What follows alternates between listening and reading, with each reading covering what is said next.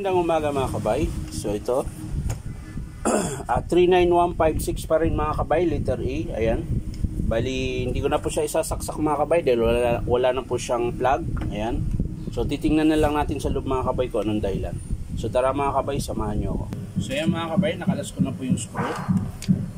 Ayan. So buksan na po natin ito lahat mga kabay.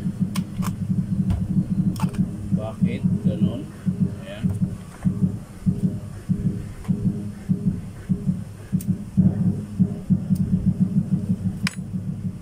Field coil. Check natin yung field coil mga kabay. Okay pa po yung field coil. Ayan.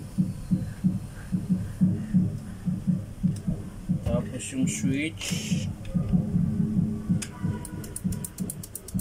So okay pa. Dito. Ayun. So ito mga kabay, bali ang sira lang po dito yung armature. Ito po, ang lalim na po. Nahukay na po siya. Ayan. Tapos yung gear and pinion, pudpud po siya mga kabay. So yung field coil niya mga kabay, okay pa po. Pati switch, okay pa. Yung cord lang mga kabay, tsaka plug. Yun po yung estimate natin, pati carbon brush. Ayan. Tabingi po yung carbon brush. Ay, mahaba pa mga kabay.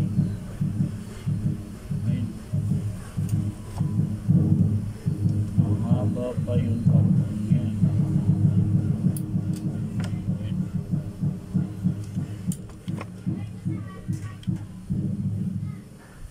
So yung mga kabay, papakita ko sa inyo malapitan. So yun yung carbon niya mga kabay. Mahaba pa. Putol nga lang yun sa field coil niya, pero pwede naman siyang iinang. Ayan. Putol siya. Ayan. Kaya siguro hindi gumana. Ayan. Tapos yung field coil niya sa loob mga kabay, ayan, kita nyo naman po, malinis pa po. Ayan. Wala pa po siyang sira. Ayan, wala pa, hindi pa siya pumutok. Ayan. So ang sira lang niya talaga mga kabay ito. Ayan. Yung armature niya ang lalim na. Ayan. Pero gumagana pa yun mga kabay. Yung nga lang medyo masiklab na po siya. Tapos yung pinion din niya mga kabay, ayan, tingnan nyo po, manipis na po yung ipin niya. Ayan. So papalitan po yan mga kabay. Tapos yung cord tsaka plug. So yan lang mga kabay. Hindi ko na ipapakita sa inyo kung paano buuin mga kabay. Papakita ko lang sa inyo kapag in-approve ng customer. Ayan.